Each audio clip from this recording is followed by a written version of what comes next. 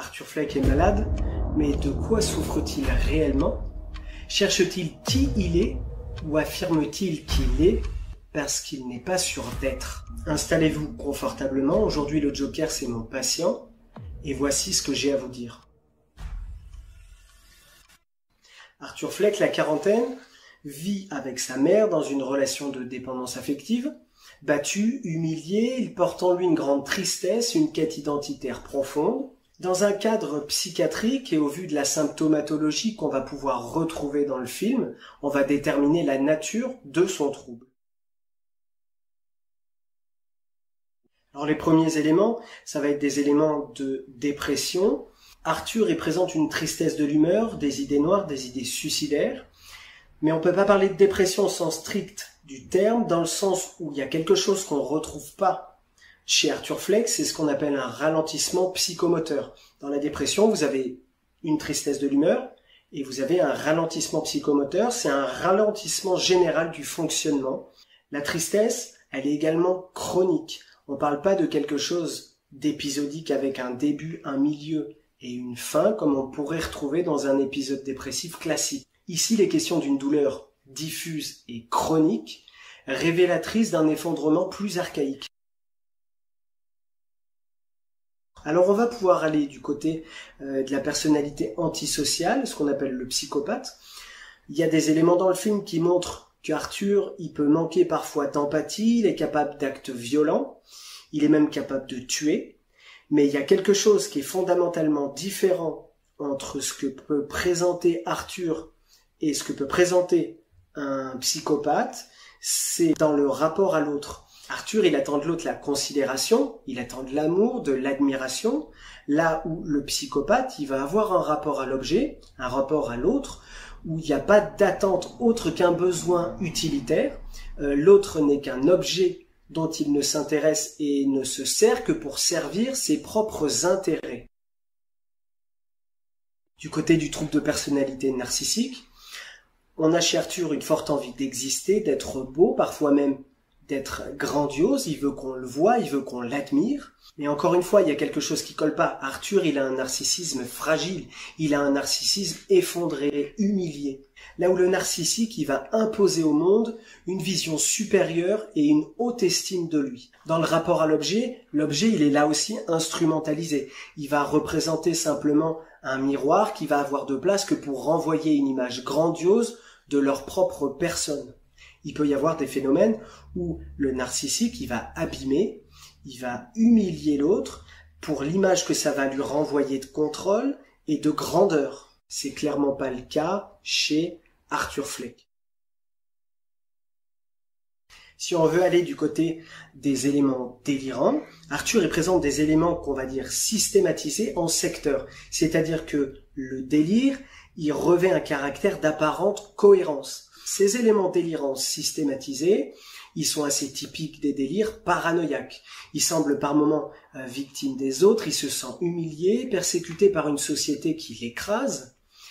Mais le délire paranoïaque, il va s'articuler autour du mécanisme interprétatif. Le sujet, il va interpréter de manière erronée des éléments de réalité qui vont se retourner, devenir des éléments de persécution contre lui. Je vais vous donner un exemple. L'élément de réalité, ça va être « ma femme sort de la maison » et la manière dont le paranoïaque délirant va interpréter la chose, ça va être « elle sort parce qu'elle me trompe ». Parce qu'elle va voir un amant. Ça va venir nourrir une conviction inébranlable et délirante. Là, on note que les éléments délirants d'Arthur, ils sont purement imaginatifs. Il y a également dans la paranoïa le thème du délire, qui n'est pas le même que pour les éléments délirants d'Arthur Fleck. Les éléments délirants paranoïaques, ils sont persécutifs. Il y a un complot, il y a un persécuteur désigné. Il y a quelqu'un qui leur veut du mal, qui veut leur nuire. C'est clairement pas le cas dans les éléments délirants qu'on retrouve chez Arthur Fleck. Alors, le dernier point qu'on va pouvoir évoquer, c'est la schizophrénie. Arthur, il va présenter des signes qu'on pourrait rapprocher à des éléments qu'on retrouve dans la schizophrénie, à savoir le rire, qu'on pourrait analyser comme étant un rire immotivé, puisqu'il est un peu sans contexte, Et il y a ces fameux éléments délirants. Mais premièrement, l'âge d'apparition, il va se situer en général entre 18 et 25 ans. Donc l'apparition est un peu tardive. Le rire immotivé, il est clairement posé dans le film comme un rire neurologique. Donc ce signe-là, on ne peut pas non plus le considérer comme un signe dissociatif. Mis à part ce signe-là, il n'y a pas de tableau dissociatif majeur. Dans la schizophrénie, vous avez des éléments délirants et vous avez un tableau dissociatif. Le tableau dissociatif, c'est la perte de cohérence, la perte d'homogénéité entre ce que le patient pense, ce que le patient dit et ce que le patient fait. Un exemple typique de dissociation intellectuelle, c'est une pensée qui va venir se morceler, qui va pas s'organiser de manière cohérente. Il va y avoir le début d'une phrase, puis la fin d'une autre. C'est une perte globale d'homogénéité du fonctionnement psychique du sujet. C'est clairement pas le cas avec Arthur Fleck. Il est capable de tenir des discussions. Il est relativement cohérent. Deuxième point, ça serait les éléments délirants.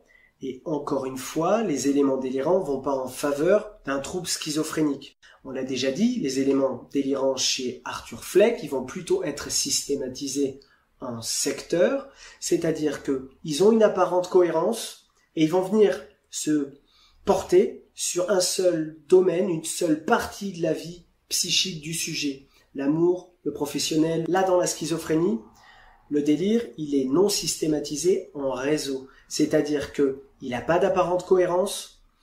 C'est souvent des thématiques auxquelles on ne peut pas adhérer. Typiquement, dans la schizophrénie, on va retrouver des thèmes mystiques, on va retrouver des thèmes d'automatisme mental. C'est-à-dire que la pensée, elle peut être volée par les autres. Elle est dictée par l'extérieur, les gestes peuvent être également dictés par l'extérieur, le patient peut avoir l'impression qu'il est téléguidé, et les éléments délirants, ils vont venir se porter sur toutes les sphères de la vie psychique. Alors si toutes ces pathologies, elles collent pas avec la présentation clinique d'Arthur Fleck, qu'est-ce que c'est ? Je dirais qu'au vu de la nature de l'angoisse et des mécanismes de défense qui sont utilisés par Arthur Fleck, on peut raisonnablement pas évoluer en dehors d'une structure pré-psychotique ou psychotique. Pour essayer d'expliquer de la manière la plus simple possible ce que c'est que la psychose, on va d'abord partir du principe qu'il y a deux grandes structures, il y a la névrose et la psychose. On est globalement tous du côté de la névrose, on a tous plus ou moins le même fonctionnement. C'est pas une pathologie, c'est un fonctionnement psychique.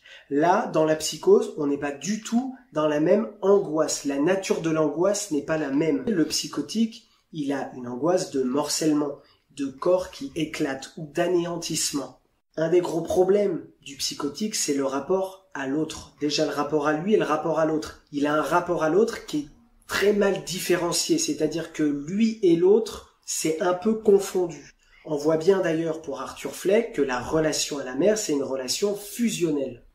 Ça va engendrer un rapport à la perte qui est totalement différent. Si on pouvait résumer ça, dans la névrose, la perte de l'objet, la perte de l'autre, c'est la perte de l'autre. Chez le psychotique, c'est la perte de soi dans l'autre. Il va s'anéantir dans l'autre. Il y a quelque chose dans le psychotique qui n'est pas différencié de l'autre. Du côté des mécanismes de défense psychotique, vous avez le clivage du moi, la projection, le déni et la forclusion. Les mécanismes de défense, c'est la manière dont le sujet va se défendre contre une angoisse. Donc le psychotique, Arthur Fleck, il va se défendre de son angoisse d'anéantissement grâce à des mécanismes de défense psychotique, de clivage du moi, de projection, de déni, de forclusion, de délire. Si on voulait résumer Arthur, il est confronté à une angoisse de morcellement liée à la perte des objets primaires, une mère symbolique défaillante, un père qui n'est pas le père, un environnement qui est humiliant, et face à cet effondrement narcissique et psychique, il va avoir recours au clivage du moi.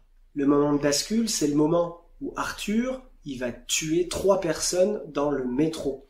Face à une menace d'effondrement narcissique, il va avoir recours à un clivage du moi. Grâce à ce clivage du moi, d'isoler une partie insupportable du moi, la partie qui est humiliée, la partie qui ne peut plus être humiliée, pour se construire une nouvelle identité dans laquelle il est grandiose, il a du pouvoir, il a du contrôle. En ayant recours à ces éléments délirants et à ce clivage du moi au travers cette nouvelle identité, le Joker, il va pouvoir survivre à un effondrement narcissique et lutter contre son angoisse d'anéantissement à la perte de ses objets primaires, sa mère, son père. Alors Arthur Fleck, c'est le personnage d'une fiction. Il vient jamais réellement totalement s'inscrire dans une pathologie au sens strict du terme. Et si on devait poser un diagnostic, malgré tout, on serait sur une structure psychotique décompensée à la perte de la mère. Et selon moi, ce qui collerait le plus, la pathologie, ce serait une psychose non dissociative. Je vous remercie d'avoir regardé cette vidéo jusqu'à la fin. Si vous avez aimé, n'hésitez pas à commenter, liker, partager. Je me ferai un plaisir de vous lire. Si vous avez une autre lecture que moi, ce sera également avec plaisir. Moi, je vous dis à bientôt pour une prochaine vidéo. Ciao!